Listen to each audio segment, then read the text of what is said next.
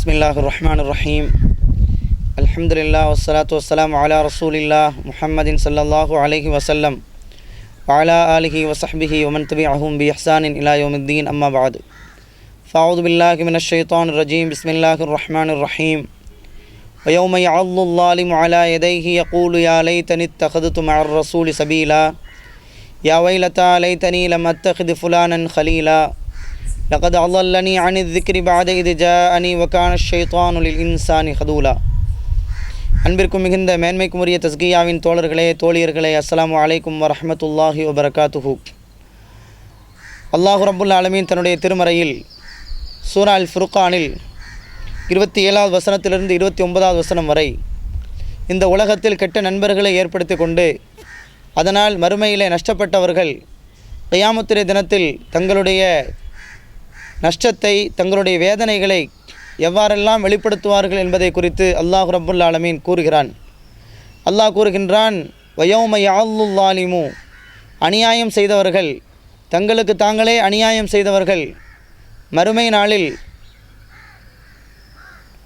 அலா யதைஹி யகூலு யா லைத்தனி இத்தகதுது மஅர் ரசூலி சபீலா, தங்களுடைய கரங்களை கடித்து கொண்டு அவர்கள் கூறுவார்கள், யா லைத்தனி இத்தகதுது மஅர் ரசூலி சபீலா, நான் இந்த தூதரோடு எனக்கென ஒரு பாதையை நான் ஏற்படுத்தி கொண்டிருக்கக்கூடாதா என்று அவர்கள் வேதனைப்படுவார்கள்.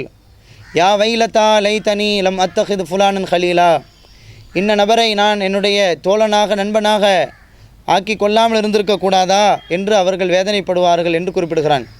இப்போ இந்த உலகத்தில் வாழுகின்ற பொழுது நல்ல நண்பர்கள், நமக்கு வழிகாட்டுதலை தரக்கூடிய நண்பர்கள் மிக முக்கியத்துவம் வாய்ந்தவர்கள். அந்த நண்பர்களை தவறான முறையில் தேர்வு செய்து விட்டோம் என்று சொன்னால் நிச்சயமாக மறுமையில் அதற்கு மிக அதிகமான விலைகளை தர வேண்டிய நிலைகளுக்கு தள்ளப்பட்டு விடுவோம் என்பதை இந்த வசனம் தெரியப்படுத்துகிறது.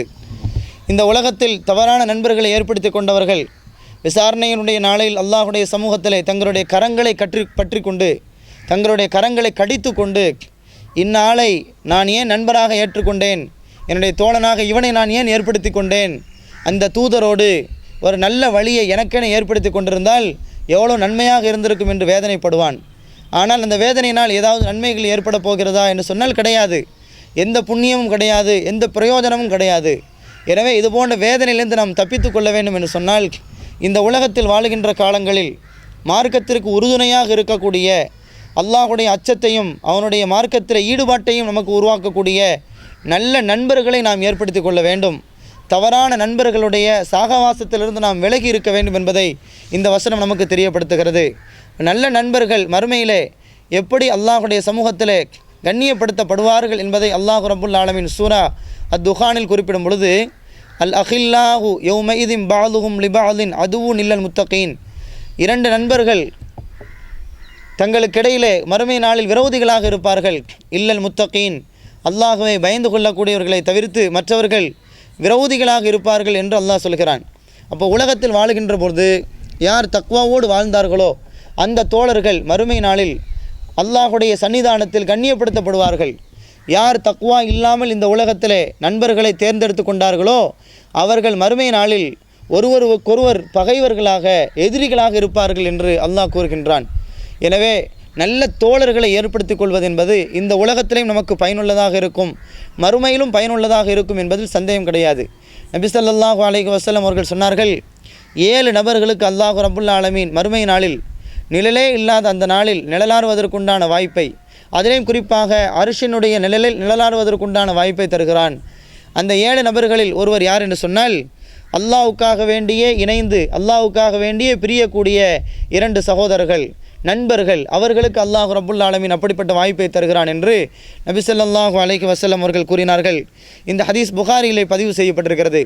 அல்லாஹ்வுக்காக வேண்டிய ஒரு சகோதரனை அணுகுகிறோம், அவனோடு இணைந்திருக்கிறோம், அல்லாஹ்வுக்காக வேண்டியே பிரிகிறோம் என்று சொன்னால் நம்முடைய நட்பு, நம்முடைய இணைதல் என்பது அல்லாஹ்வுக்காக வேண்டி ஆகியிருக்கும் பொழுது, நம்முடைய பிரிதல் அல்லாஹ்வுக்காக வேண்டி ஆகியிருக்கும் பொழுது அல்லாஹ் ரப்புல் ஆலமீன் மறுமையிலே ஒவ்வொரு மனிதனும் அவனுடைய குற்றத்திற்கேற்ப வேர்வையில் நனைந்து கொண்டிருக்கும் பொழுது, முங்கிக் கொண்டிருக்கும் பொழுது அல்லாஹ் தன்னுடைய அரிசில் நிழலாடுவதற்குண்டான வாய்ப்பை இப்படிப்பட்ட தோழர்களுக்கு தருகிறான் என்று ரசூலுல்லாஹி ஸல்லல்லாஹு அலைஹி வஸல்லம் அவர்கள் கூறுகிறார்கள்.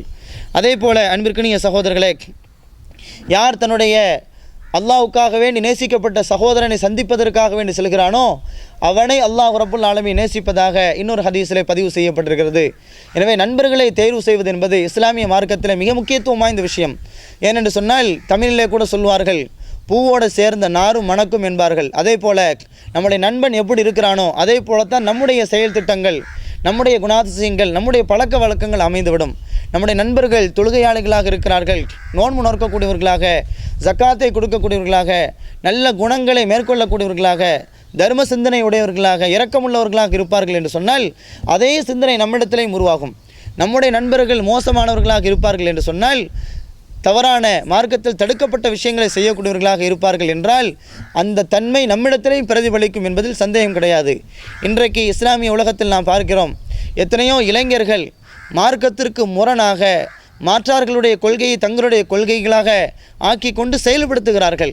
ஒரு காலத்தில் ரசூலுல்லாஹி ஸல்லல்லாஹு அலைஹி வஸல்லம் அவர்கள் எதையெல்லாம் தடுத்தார்களோ அதையெல்லாம் இன்று தங்களுடைய வாழ்க்கையில் நடைமுறைப்படுத்தக்கூடியவர்களாக இருக்கக்கூடிய ஒரு அவலநிலையை நாம் பார்க்கிறோம்.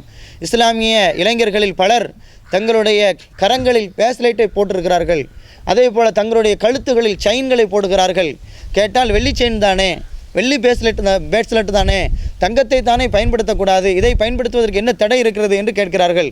ஆனால் உண்மையிலேயே இது எல்லாம் யார் பயன்படுத்துவார்கள்? நபி ஸல்லல்லாஹு அலைஹி வஸல்லம் அவர்கள் பயன்படுத்தினார்களா? அல்லாஹ்வுடைய தூதருடைய தோழர்கள் பயன்படுத்தினார்களா? மார்க்க அறிஞர்கள் என்று சமூகத்தில் அறியப்படக்கூடியவர்கள் பயன்படுத்தினார்களா என்று சொன்னால் கிடையாது. இது யார் பயன்படுத்துவார்கள் என்று சொன்னால் இஸ்லாத்தினுடைய விரோதிகளாக இருக்கக்கூடியவர்கள், மாற்று மதத்தை பின்பற்றக்கூடியவர்கள். அவர்கள் பந்தாவுக்காக வேண்டி, தாங்கள் ஒரு ரவுடி என்று காட்டுவதற்காக வேண்டித்தான் தங்களுடைய கழுத்துகளில் செயின்களை போடுகிறார்கள், தங்க செயின்களை போடுகிறார்கள், வெள்ளி செயின்களை போடுகிறார்கள், தங்களுடைய கரங்களில் பிரேஸ்லெட்டை போடுகிறார்கள். இன்னும் சொல்ல போனால் சில இளைஞர்கள், அதிலையும் குறிப்பாக பள்ளிக்கூடத்தில் படிக்கக்கூடிய மாணவர்கள் கூட தங்களுடைய சிகை அலங்காரத்தை, முடியை மாற்றார்களைப் போல கட் பண்ணி விட்டு அவர்கள் எப்படி கட் பண்ணுகிறார்களோ அதே போலவே தன்னுடைய முடி அலங்காரத்தையும் ஆக்கி கொள்ளக்கூடிய ஒரு அவல நிலை இருக்கிறது. அப்போ நம்முடைய இளைஞர்கள் எந்த பாதையை நோக்கி செல்கிறார்கள் என்று சொன்னால், யார் இந்த உலகத்தில் தங்களுடைய வாழ்க்கை அதற்குண்டான பொருளே தெரியாமல் வாழுகிறார்களோ, இஸ்லாத்திலிருந்து அப்பாற்பட்டு வாழுகிறார்களோ, மார்க்கத்திற்கு முற்றிலும் விரோதமாக வாழுகிறார்களோ, அவர்களுடைய வாழ்க்கையினுடைய லைஃப் ஸ்டைலை தங்களுடைய லைஃப் ஸ்டைலாக ஆக்கிக்கொள்ள வேண்டும் என்று விரும்புகிறார்கள். அவர்களுடைய செயல்பாடுகளைப் போல தங்களுடைய செயல்பாடுகளும் இருக்க வேண்டும் என்று விரும்புகிறார்கள். இது எவ்வளோ கேவலமான, எவ்வளவு மோசமான ஒரு காரியம் என்பதை நாம் நினைவில் வைத்துக்கொள்ள வேண்டும். அன்பார்ந்த சகோதரர்களே, அல்லாஹ்வின் அடியார்களே, இஸ்லாத்தை பொறுத்தவரை ஒரு முஸ்லிமை, ஒரு தக்வா உடையவனை, ஒரு மூமினைத்தான் தோழனாக ஏற்படுத்தி கொள்ள வேண்டும். அப்படி ஏற்படுத்துவதன் மூலமாகத்தான் நம்முடைய ஈமான் வலுப்பெறும், நம்முடைய நல்ல பழக்க வழக்கங்கள் நம்மிடத்தில் மேம்படும்.